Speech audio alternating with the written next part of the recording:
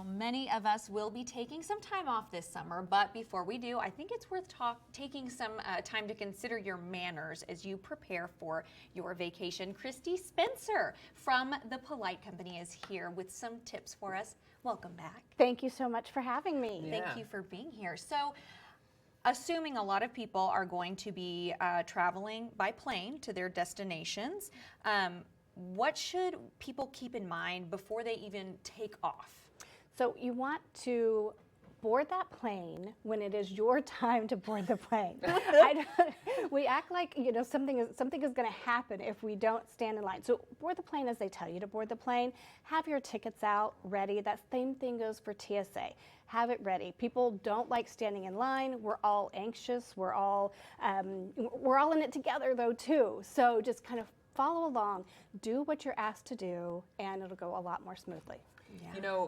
Let's talk about armrests for a second, because I always get confused. Should I put my arm down? Whose armrest is this? Especially when I'm in the middle seat. I'm like, is this, what's the rule there? Well, one thing is maybe we should stop calling it an armrest and think of more of it as an elbow rest. Okay. So you maybe don't take up the entire arm rest that we call it. The other thing is if you're in the middle seat, you get both armrests. That is your reward for having to be stuck in that middle seat. So the middle seat gets both right and left armrests.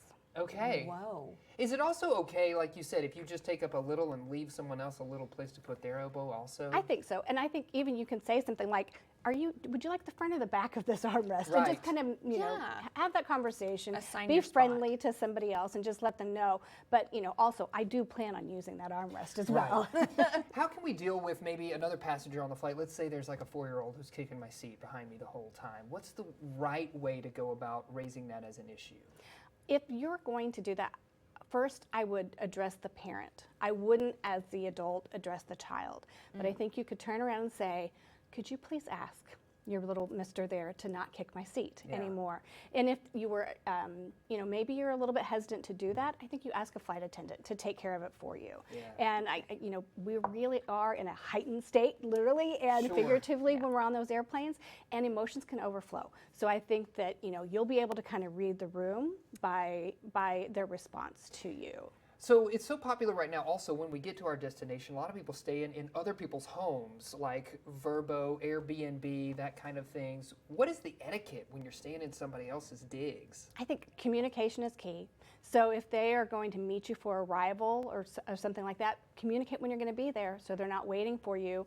Keep the noise level down. That's the biggest complaint with Airbnb and VRBO, especially from the neighbors, is people who come in and treat it like it's a wild party. Most of them have policies that will keep those kinds of parties from happening, so you want to follow that. And then at the end, either leave a positive review or privately communicate some constructive feedback for the person. So we're all relying on those reviews when we're renting an Airbnb. So it's really nice to give that, give the positives.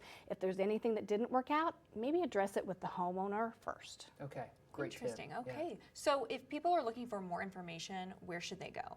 You can always ask me a question. My 5 favorite words are, I have an etiquette question, and you can go to thepolitecompany.com to do that. I have an etiquette question. You're going to be hearing a lot from me. We always love having you on the show, Christy, so thank you. Thank you. Yes, thank you so much. And